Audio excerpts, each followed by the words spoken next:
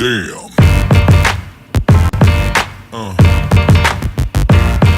Yeah. Yeah. Yeah.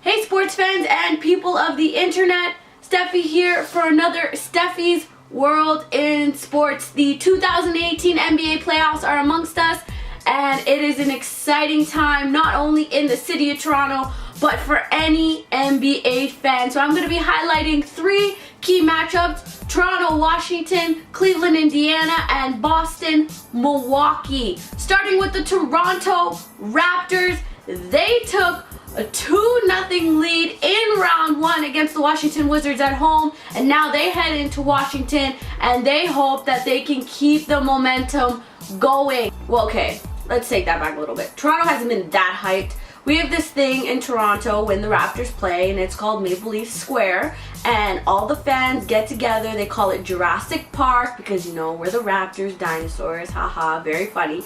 But what isn't funny is the fact that Toronto got, I think it was like sleet or ice or something fell from the sky and caused an absolute disaster throughout the city. So we had to close down Maple Leaf Square for the Leafs games because they're in the playoffs as well. We had to close them for the Raptors games. So it was a very, very sad time in Toronto when the fans couldn't go outside, enjoy the half-decent weather in April, and watch some basketball. Their round one game was a little skeptical. You could say it looked like a 1-4 matchup. I mean, they led the East. They were top the Eastern Conference by 7 games above Boston, and Washington was 8th in the Eastern Conference, so they were at the bottom last.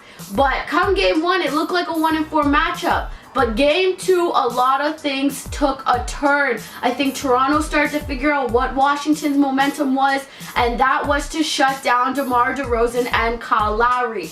But the good thing about Toronto is they have a very strong bench. Guys like CJ Miles, Freddie VanVleet, a lot of those guys, even Lucas Nogueira, they come off the bench and they can hold fort down while their key guys take a rest, and that's definitely something that Washington maybe underestimated. Washington thought, just shut down Kyle, shut down DeMar, and you will have an easy route right into the second round.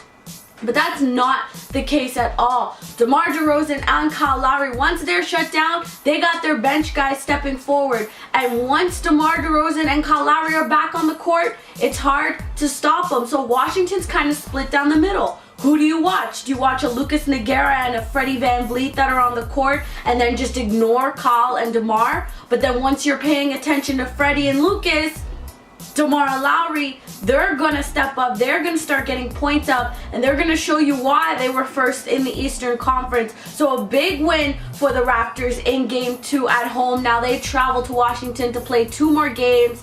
Can they take this series in 4? I think that's the biggest question. I mean, can they give Washington a little taste of their own medicine? I mean, Washington did it to Toronto, so can Toronto do it back to Washington? I guess we're going to have to see and find out. Something that everybody is going to definitely be looking at. I mean, DeMar DeRozan had an extremely great performance. 37 points. That's a playoff high for him. 12 assists from Kyle Lowry. That's also a playoff high. Very, very exciting basketball. I mean, it's a little frigid here in Toronto, but the Raptors definitely aren't playing cold. Jurassic Park was closed outside for the fans in Toronto, but definitely didn't stop the Raptors from putting on a performance. The inside of the ACC was booming. It was loud. Everybody was excited, and everybody can't wait to see what the Raptors have in store. Now, looking into round two, their potential matchups could be Indiana and Cleveland.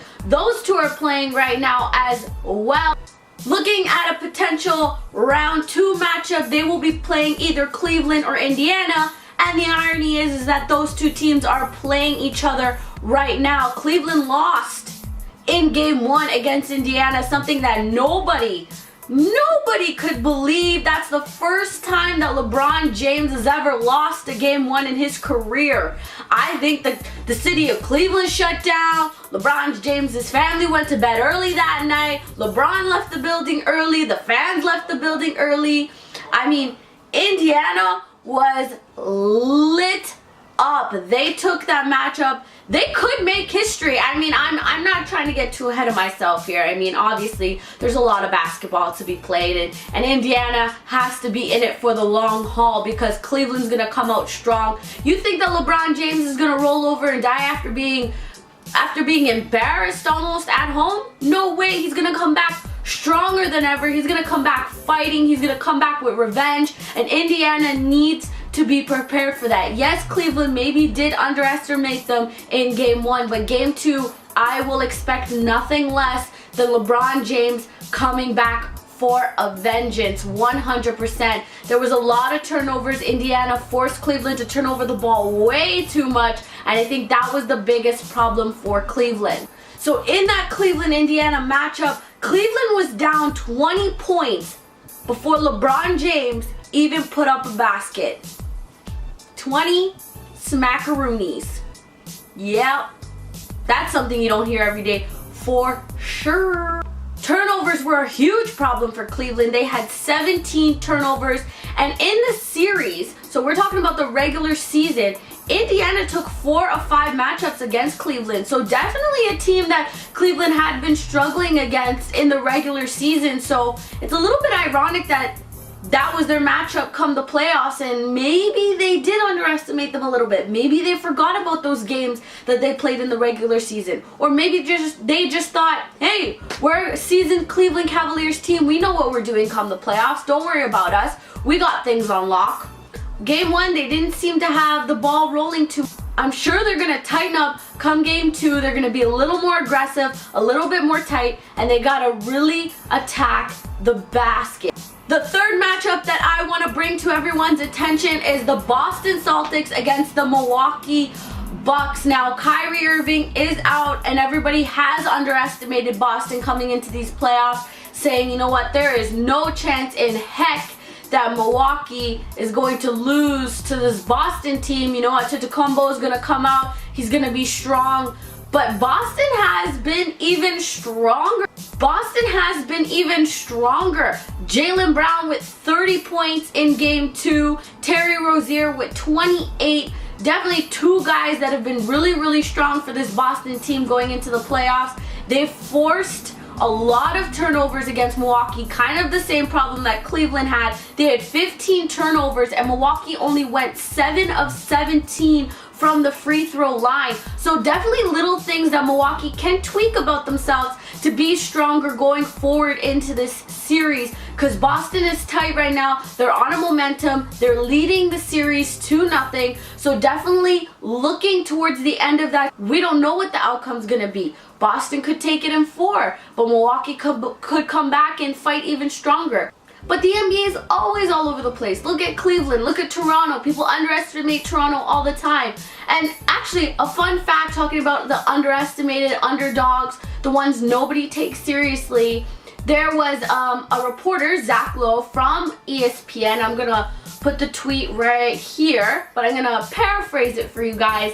He basically said that everybody in the ESPN office got sent an email making sure that their passports weren't expired, to make sure that they'd be able to leave the country and, let's say, come to Canada to participate in a finals game, to either report or be a sound guy, whoever it was that worked for ESPN. There was a mass email sent out saying, you know what, update your passports because Toronto's looking really, really strong right now. We want to make sure that everybody's on board if there's a potential finals in Toronto or even a potential Eastern Conference matchup. So that's definitely something exciting, especially because Toronto's always so underestimated. Everybody looks past them. They say, oh, they're not going to make it past the first round. You know, it's the curse of the first round. Toronto won their first game one since 2001 this year. So, I mean, hey. So definitely some exciting things going to come from the NBA this week. Hopefully all this round one madness wraps up towards Monday or Wednesday, depending on how long the series go, depending on if it goes into game just 4s. If it's 4s, then it'll end a lot easier. But if we look at game 6s and 7s, then we're looking at the lateral half of next week. But I'll keep you guys updated for sure. I'll make sure that I'll wrap up all the round 1 action. I'll bring in some Western Conference teams, some Eastern Conference teams. I'll take little snippets from each team. I mean, obviously there's a lot going on. You look at Dwayne Wade in Miami. They thought that it was out and out for them. Philadelphia was just going to take it against Miami, but Dwayne Wade had a huge game, and he really showed Philly, like, hey, look, I'm the seasoned vet here, okay? Yeah, I may be old, but don't worry about me. I'm still lurking in the sidelines here. I'm ready to implode. And I think that's what a lot of guys forget. They forget that there's a lot of seasoned vets on these teams, and even though they are the underdogs or people may look past them,